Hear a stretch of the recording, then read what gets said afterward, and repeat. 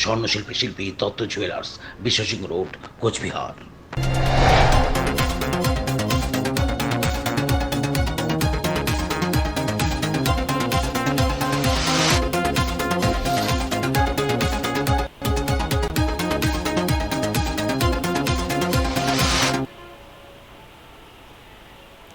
নমস্কার, ডিজিটাল বাংলা জলপাইগুড়ি এক্সপ্রেসে আপনাদের সকলকে স্বাগত। আপনাদের সাথে রয়েছে আমি সুশোতা। চোখ রাখছি আজকের জলপাইগুড়ির খবরের দিকে। ইলেকট্রিক চুল্লি বিকল, জলপাইগুড়ি পৌরসভা পরিচালিত শ্মশানে বিপাকে শহরবাসী।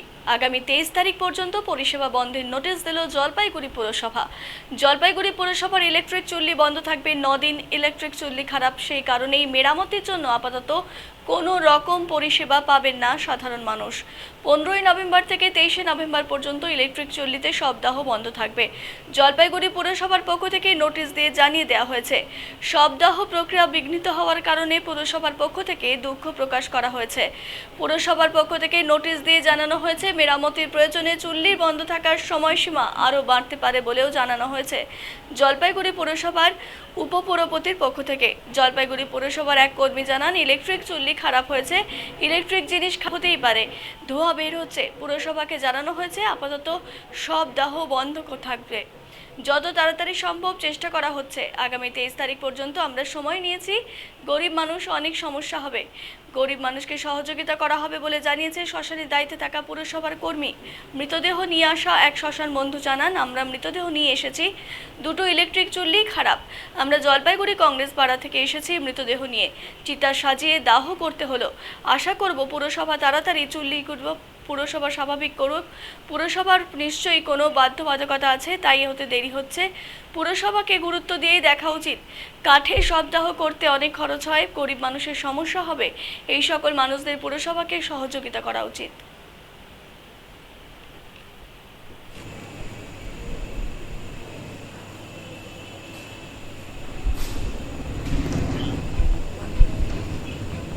হ্যাঁ, চলো।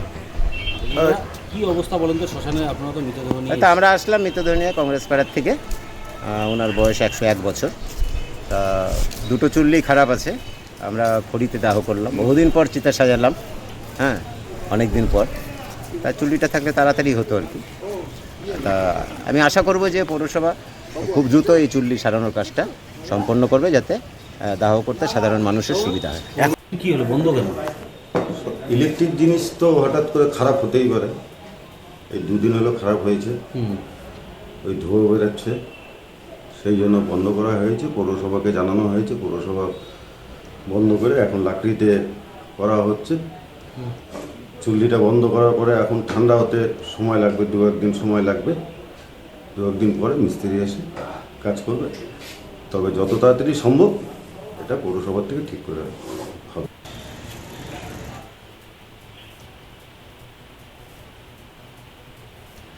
ভয়াবহ অগ্নিকাণ্ডে ভস্মীভূত দুটো ঘর। শুক্রবার গভীর রাতে অগ্নিকাণ্ডের ঘটনাটি ঘটেছে ধূপগুড়ি পুরসভার 1 নম্বর ওয়ার্ডের কলেজ পাড়ার বাসিন্দা নিতাই দত্তের বাড়িতে। আগুনে পুরোপুরি ভস্মীভূত হয়ে যায় দুটো ঘর, পাশাপাশি ক্ষতিগ্রস্ত হয়েছে ঘরে থাকা একটি টোটো। কোনো ক্রমে প্রাণে বেঁচে ঘরে থাকা গবাদি পশুদের বাঁচানো হয়েছে। আগুন নিয়ন্ত্রণ করতে গিয়ে আহত হয় বাড়ির মালিক। জানা গেছে, এদিন রাতে স্থানীয় এক বাসিন্দা হাসপাতাল থেকে বাড়ি ফেরার পথে আগুন দেখতে পেয়ে চিৎকার শুরু করে। ছুটে আসে বাড়ির মালিক সহ প্রতিবেশীরা। আগুন নেভানোর কাছে হাত লাগায় প্রতিবেশীরা। খবর দেওয়া হয় ধূপগুড়ি দমকল কেন্দ্রে। স্থানীয়দের অভিযোগ, ফোন করার পর অনেক দেরিতে দমকল ঘটনাস্থলে আসে, ততক্ষণে দুটো ঘর ভস্মীভূত হয়ে যায়। স্থানীয়দের চেষ্টায় আগুন নিয়ন্ত্রণে আসে। পরবর্তীতে ঘটনাস্থলে পৌঁছয় দমকলের একটি ইঞ্জিন এবং ধূপগুড়ি থানার পুলিশ। দমকল দেরিতে আসায় ক্ষোভ উগরে দেয় প্রতিবেশীরা। পরবর্তীতে দমকল কর্মীদের প্রায় আধ ঘন্টা চেষ্টায় এমন পুরোপুরি নিয়ন্ত্রণে আসে, তবে কিভাবে আগুন লাগলো তা এখনও স্পষ্ট নয়। দমকলের প্রাথমিক অনুমান সার্কিট থেকেই আগুন লেগে থাকতে পারে।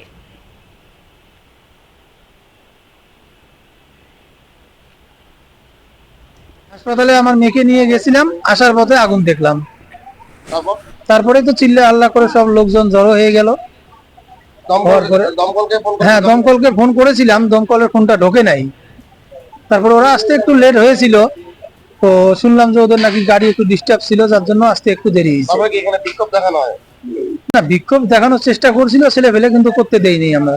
মানে কারা আগুনটা নিয়ন্ত্রণে আনে? এখানকার লোকাল পাবলিক সব। সব জল দিয়ে ওরা মোটর জল দিয়ে মোটামুটি জলটাকে নিয়ন্ত্রণে আনছে। আগুন ধরে গেছে। দুইটা ঘর পড়ছে, একটা আলোর ঘর, একটা গরুর ঘর। হ্যাঁ, ঘরে আপনার একটা টোটো গাড়ি ছিল, একটা গরু ছিল, দুইটা খাসি বাচ্চা ছিল, খাসি। আর এমনি আর কি, না না না গাড়ি সেটা তো বলতে পারবো না। মোটামুটি ধরো 4টা যখন ঘুমাতে পড়ছি তখন দেখি আগুন ধরে গেছে ঘরে।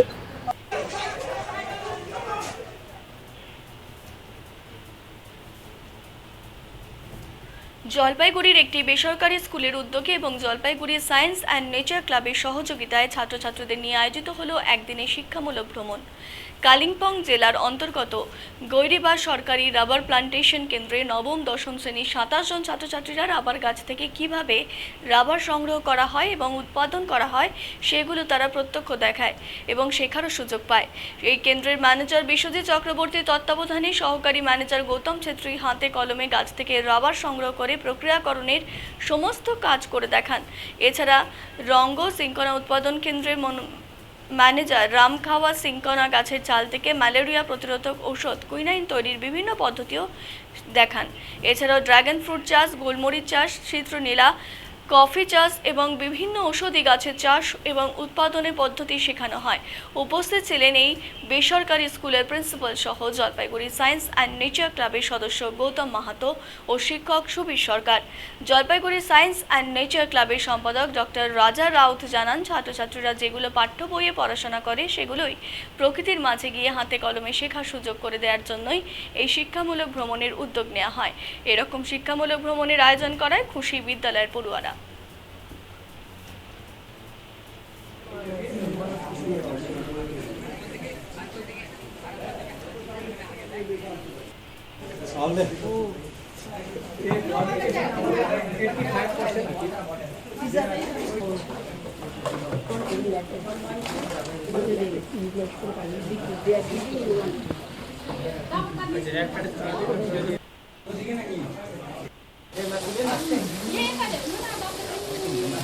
এটা আমাদের 25 লিটারের ড্রাম। হ্যাঁ, এটা আমাদের মাপ করে ডালতে হবে। যদি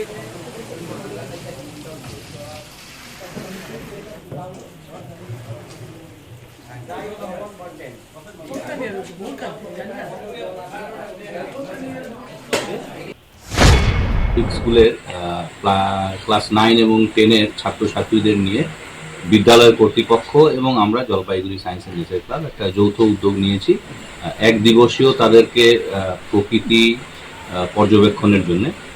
মূলত আমাদের এখানে গৈরিবাস ইপিকা প্ল্যান্টেশন যে সেন্টার আছে গৈরিবাসে, মানে কালিম্পং রঙ্গ বলে এই জায়গাটিতে, সেখানে রাবার প্ল্যান্টেশনেরও একটা জায়গা আছে এবং ইপিকা এবং সিনকোনা প্ল্যান্টেশনেরও ব্যবস্থা আছে। তো এই কর্তৃপক্ষের সাথে কথা বলে তারা আমাদের সহযোগিতার হাত বাড়িয়ে দিচ্ছেন, তাদের এক্সপার্টরাও এসছেন এবং তারা এই আজকের যে ছাত্রছাত্রীরা আছে তাদেরকে তারা এই বিভিন্ন বিষয় নিয়ে তাদেরকে জানাবেন। পাশাপাশি আমরা প্রকৃতি পরিবেশের মাঝে একদিনে কী করে প্রকৃতির কাছে প্রকৃতিকে আত্মস্থ করা যায় সেটারও একটা জায়গা তৈরি হতে পারে এই ধরনের ক্যাম্প। ফলে আমরা সামগ্রিকভাবে বিদ্যালয় কর্তৃপক্ষ এবং আমরা এবং এই এখানকার যে প্ল্যান্টেশন সেন্টার আছে এদের সবার সকলের যৌথ উদ্যোগে এই ধরনের একটা আমরা প্রোগ্রাম নিয়েছি। আশা করি এটা একটা অভিনব উদ্যোগ। আগামী দিনে আরও অন্যান্য বিদ্যালয়ের ছাত্রছাত্রী এতে অংশগ্রহণ করবে এবং তারা নিজেদেরকে প্রকৃতির মাঝে মেলে ধরতে পারে।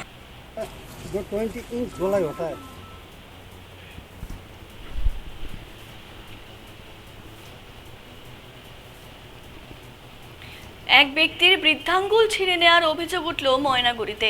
শুক্রবার এমনই ঘটনায় ব্যাপক চাঞ্চল্য ছড়ালো ময়নাগুড়ি ব্লকের খাগড়াবাড়ি 2 নম্বর গ্রাম পঞ্চায়েতের বাসিরডাঙ্গা এলাকায়। শনিবার এই নিয়ে ময়নাগুড়ি থানায় এসে অভিযোগ জমা করলেন জয় রায় নামের আহত ব্যক্তি। জানা যায়, শুক্রবার বাসিরডাঙ্গা এলাকায় মহাদেব পুজো অনুষ্ঠিত হয়। সেখানে রাত আনুমানিক 11টা নাগাদ প্রসাদ খেতে যান ওই এলাকারই জয় রায়। ঝামেলার মধ্যেই সেই ঝামেলা মারধরের পর্যায়ে পরিণত হয়। অভিযোগ, সেই সময় জয় রায় আটকাতে গেলে তাকে এক ব্যক্তি বৃদ্ধাঙ্গুল কামড়ে ধরেন। পরবর্তীতে ব্যথায় আর্তনাদ করলে প্রায় 2 ঘন্টার পরে পরিবারের সদস্যরা তাকে উদ্ধার করে ময়নাগুড়ি গ্রামীণ হাসপাতালে নিয়ে আসেন। চোট গুরুতর হওয়ায় দ্রুত তাকে স্থানান্তরিত করা হয় উত্তরবঙ্গ মেডিকেল কলেজ ও হাসপাতালে। পরবর্তীতে শিলিগুড়ি এক বেসরকারি নার্সিংহোমে ভর্তি করানো হয়। শনিবার নার্সিংহোম থেকে ময়নাগুড়ি থানায় এসে ওই ব্যক্তির বিরুদ্ধে অভিযোগ জমা করেন তিনি। এদিকে অভিযোগের ভিত্তিতে তদন্ত শুরু করেছে ময়নাগুড়ি থানার পুলিশ।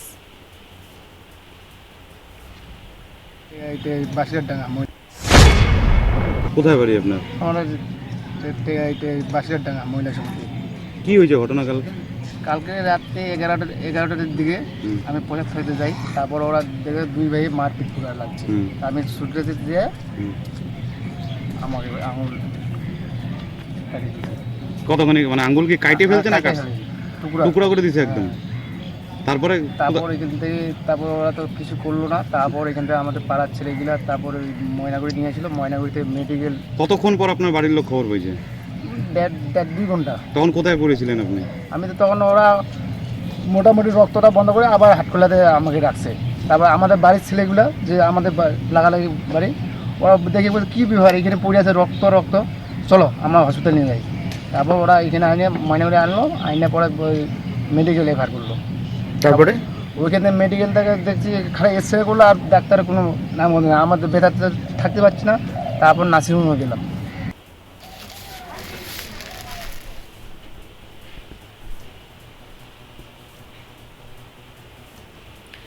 খাবারের গুণগত মান পরীক্ষা করতে এবার অভিযানে নামল ধূপগুড়ি পৌরসভা।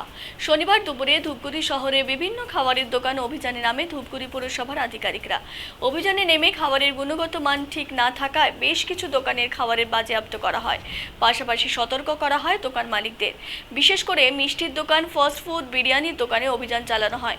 ধূপগুড়ি রেগুলেটেড মার্কেটেও অভিযান নেমে বাজেয়াপ্ত করা হয় খাবার। ধূপগুড়ি পৌরসভা স্যানিটারি ইন্সপেক্টর অঞ্জন রায় বলেন, আমরা মূলত আজ ধূপগুড়ি রেগুলেটেড মার্কেটিং এবং শহরের বিভিন্ন হোটেল, মিষ্টির দোকানে অভিযানে নেমেছি। তাতে বহু দোকানের গুণগত মান ঠিক না থাকায় খাবার নষ্ট করে দেওয়া হয়েছে। সতর্ক করা হয়েছে। পাশাপাশি যে সমস্ত দোকানের ফুড লাইসেন্স নেই তাদের খুব দ্রুত ফুড লাইসেন্স বানাতে বলা হয়েছে।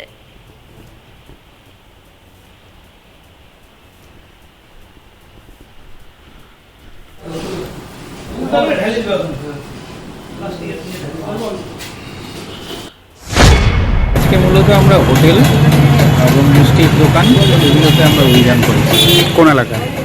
আমরা মূলত রেগুলেটেড মার্কেট ধূপগুড়ি, আর ধূপগুড়ি রেগুলেটেড মার্কেটের আশেপাশে যে মার্কেট এরিয়া আছে সেখানে আমরা অভিযান করেছি। কিছু পেলেন? হ্যাঁ, পেলাম।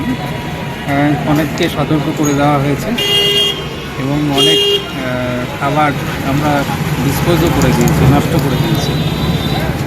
এবং অনেক লাইসেন্স বিহীন দোকান আছে, ফুড লাইসেন্স বিহীন দোকান আছে, তাদেরকেও আমরা মানা করে দিয়েছি। এবং অনেক খুব দ্রুততার সাথে তারা যাতে খাবারের দোকানের জন্য ফুড লাইসেন্স তৈরি করে সেই ব্যাপারেও নির্দেশ দেওয়া হয়েছে।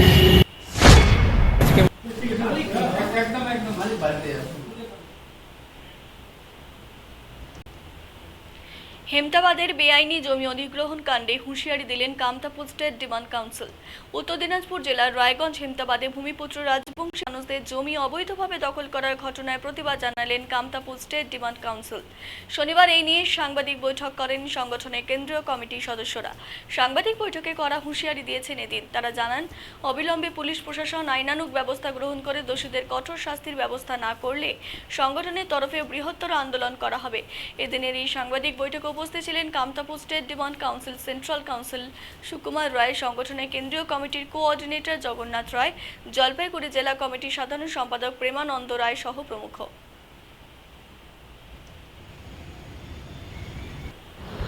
ধন্যবাদ। আমরা বিতাকালি দেখা পানি যে খবর মাধ্যমে যে উত্তর দিনাজপুর রায়গঞ্জের হেমাতাবাদ ব্লকত আমার ভূমিপুত্রের জমি জবরদখল করিয়া আছে বর্তমান সরকারের কিছু প্রভাবশালী নেতা। এটার আমরা তীব্র বিরোধিতা জানাই এলাকার ভূমিপুত্র মানসি বা কেএসডিসির পক্ষ থেকে, যেভাবে হামাক উমরা নিঃস্ব করে দিছে সেই কলিকাতিয়া সরকার। আজিও উমরা সেই পুরোনা ইতিহাস যদি দেখি যাই, যেমনভাবে হামাক বিগত দিনগুলাত হেনস্থা করেছে, বর্তমানেও উমরা রাজনৈতিক ক্ষমতা খাটাইয়া আজিও আমরা আমার ভূমিপুত্রের জমি কিন্তু কাড়ি নেছে তার জন্য এলাকার ভূমিপুত্র মানছিলা একজোট হয়ে আমরা সেটার বিরোধিতা ওলাকার মানছিলা করছে যদি সেটা আইনত বা প্রশাসন যদি এটা তদাগরি না করে কেএসডিসির পক্ষ থেকে আমরা তীব্রতর আন্দোলন আমরা গড়ে তুলিমু এটা আমরা কেএসডিসির পক্ষ থেকে সবাইকে একটা বার্তা দেওয়ার চাই ধন্যবাদ ছবি হলে কিন্তু ভালো হইলে তুই কৌশলা এখন নেওয়া নেই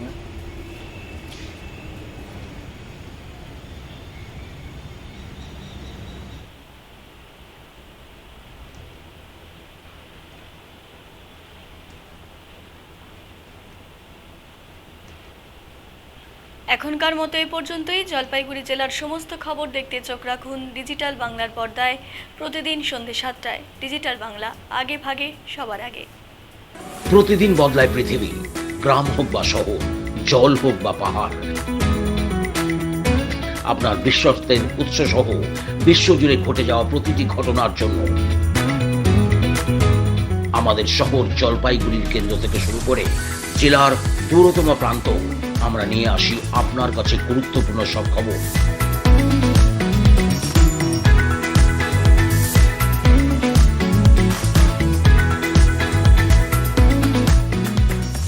যখনই হোক, যেখানে হোক, আমরা থাকছি আপনার জন্য।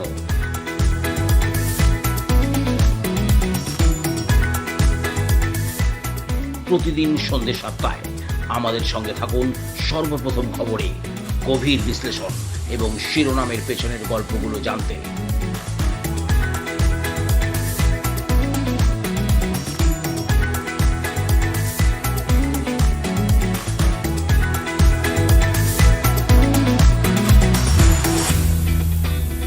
জলপাইগুড়ি এক্সপ্রেস, সচেতন থাকুন, সংযুক্ত থাকুন।